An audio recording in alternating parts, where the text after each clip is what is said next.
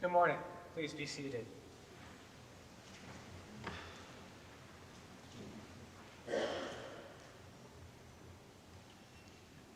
A few weeks ago, I chatted with a few other Redeemerites after church. One subject we talked about was being afraid of heights. I made my standard afraid of heights joke in that I'm not really afraid of heights. What I'm really afraid of is falling from heights. Give me a strong barrier or a wall, and I can take in the view. Even that's not quite the truth. What I'm truly afraid of is the sudden stop at the end of falling. I'm afraid that height will lead to pain. Today's reading have a strong focus on pain. In the Ezekiel Valley of the Dry Bones story, we have an entire people in pain over the defilement and destruction of their most holy place, the temple, a place where God lived, and their subsequent exile to Babylon. Psalm 130 begins with a calling out from the depths. In the gospel, we see Mary and Martha in pain at Lazarus' death. But what we hear about in the stories is a bit more than just having pain. Pain is a warning system that something bad is happening or has happened.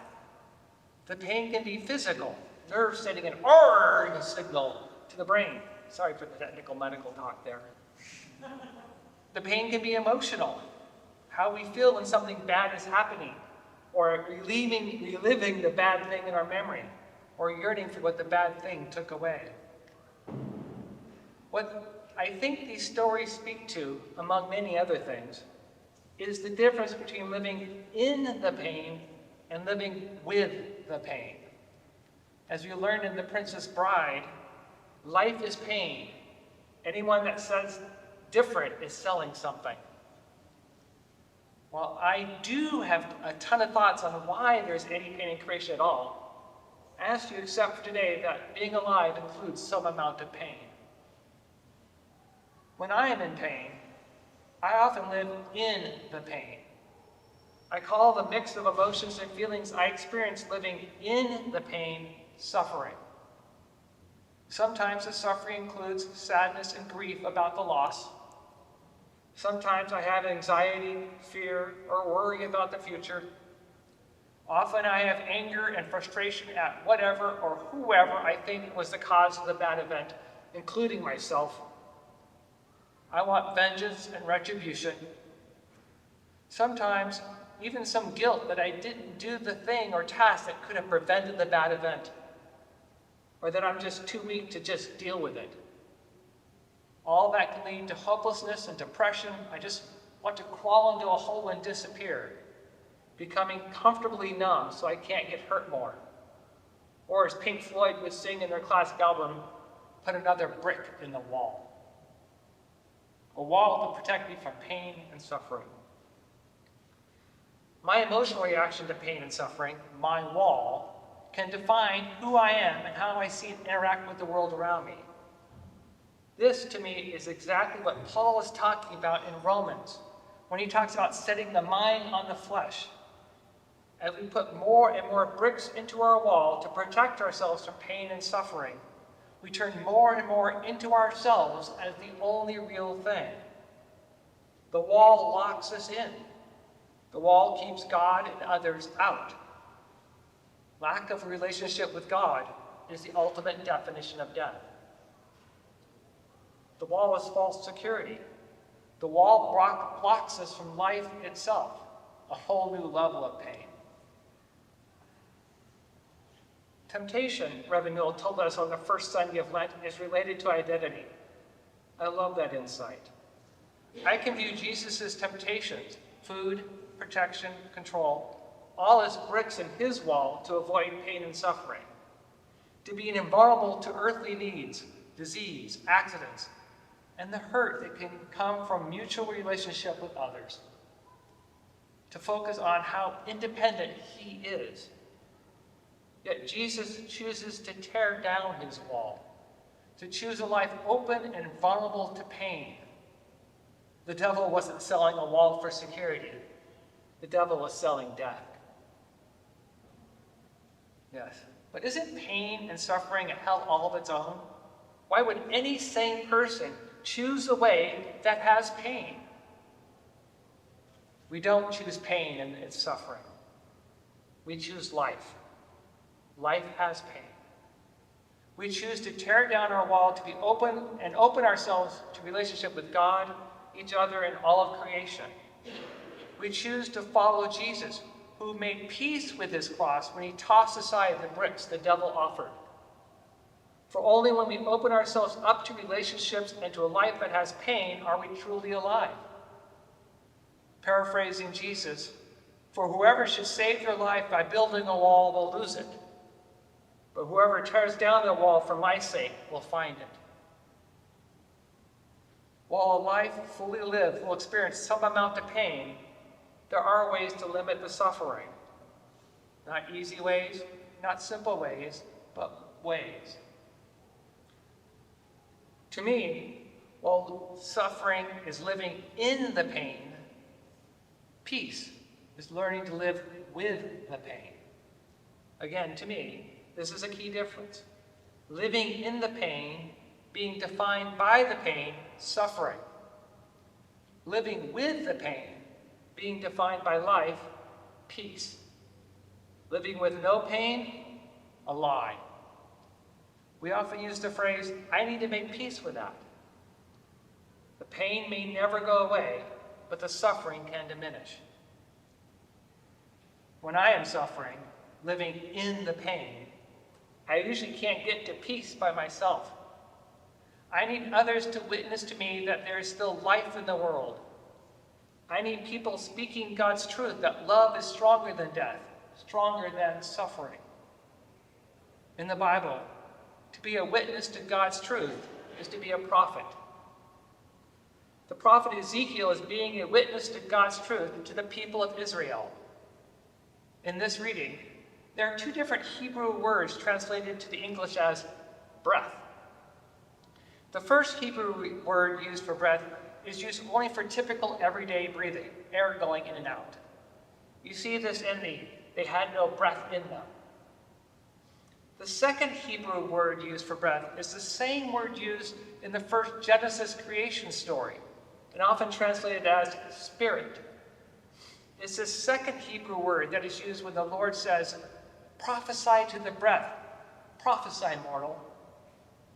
The Lord called Ezekiel to, as Paul in Romans might have put it, to set the mind on the Spirit, for that is life and peace. The Lord is calling Ezekiel to be a witness to God's truth of life, life beyond mortality.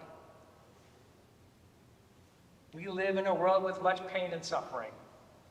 The world needs to know God's truth that love is stronger than suffering, that there is peace. Not peace as in rainbows and unicorns, but peace in a life that can live with pain.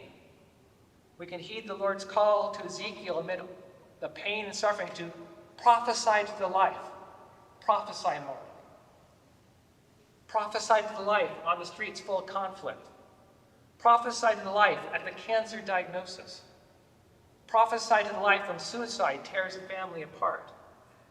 Prophesy to the life on social media. Prophesy to the life when missiles fly and explosions rock. Prophesy to the life when the income is lost and the bills keep coming. Prophesy to the life bedside when death has come. What words should you use when you prophesy? Don't worry about the words. You are the light of the world. You, collectively and individually, are the salt of the earth. You, being a companion in a place of pain and suffering, is the witness. You, being present, at one with them, affirming that there is life, even when the bones are very dry or the stench of death is 4 days old. And a quote probably wrongly attributed to St. Francis of Assisi, preach the gospel at all times, it's necessary to use words. When prophesying to the life, the Spirit will give you words. In an urban fantasy series I follow called The Dresden Files, the latest book is titled 12 Months and has the protagonist, Harry, coming off a huge victory, that saved millions of lives, but he personally is suffering. The book begins with Harry thinking about pain. Quote, "Pain is a fire. That is true for all the people some of the time.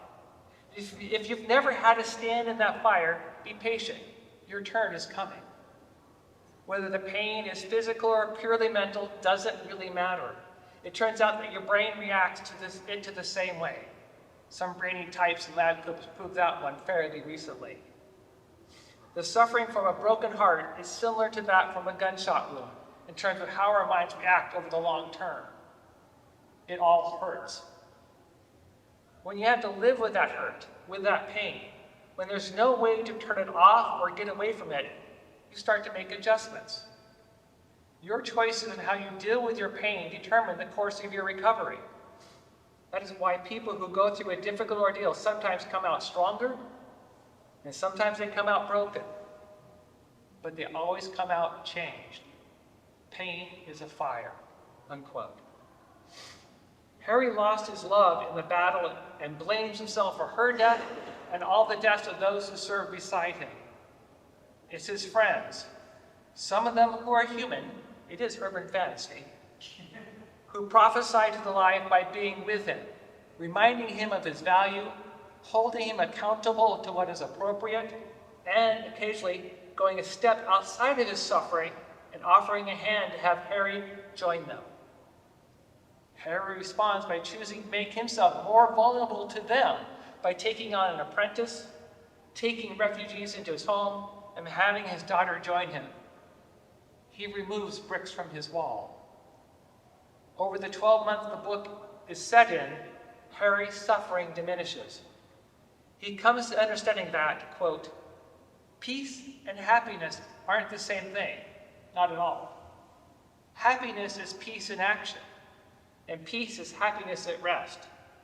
And neither one has to be perfect to be real," unquote. I like that last line. We don't have to be perfect to be real. In the gospel today, I think Jesus is experiencing some suffering. I think he's a bit afraid of heights, not of falling down, but of being lifted up. The peace he found in the wilderness after his baptism has faded slightly. He initially blows off the call to go to Lazarus and face Jerusalem and death. He tries to keep himself busy and not think about it by focusing on his day job. When he does go, his suffering meets Mary and Martha's suffering. A key, I think, is that Jesus is open and vulnerable to them, and they are open and vulnerable to Jesus. Their walls are not too high, too hardened. They witness to each other. Jesus gives them hope. Mary and Martha remind Jesus of who he is. Jesus enters into their suffering to be with them. Literally, the definition of atonement. Jesus then prophesies to the life and calls Lazarus out. I believe that at the very moment when Jesus says, "Unbind him and let him go," Jesus' peace with his cross is restored. He's ready to ride into Jerusalem on a donkey. Here's the paradox. It is being a witness who is vulnerable and open to God, others, and creation that we can be witness to. It is in prophesying that we can find a way to live with our pain, to find peace. And it doesn't have to be perfect to be real. Or as a prayer attributed to Frank Sanchez state, "Lord, make us instruments of your peace. Where there is hatred, let us sow love. Where there is injury, pardon. Where there is doubt, faith. Where there is despair, hope. Where there is darkness, light. And where there is sadness, joy. O divine Master, grant that we may not so much seek to be consoled as to console, to be understood as to understand, to be loved as to love. For it is in giving that we receive. It is in pardoning that we are pardoned. And it is in tearing down our wall that we're born to eternal life." Prophesy to the life. Prophesy, mortal.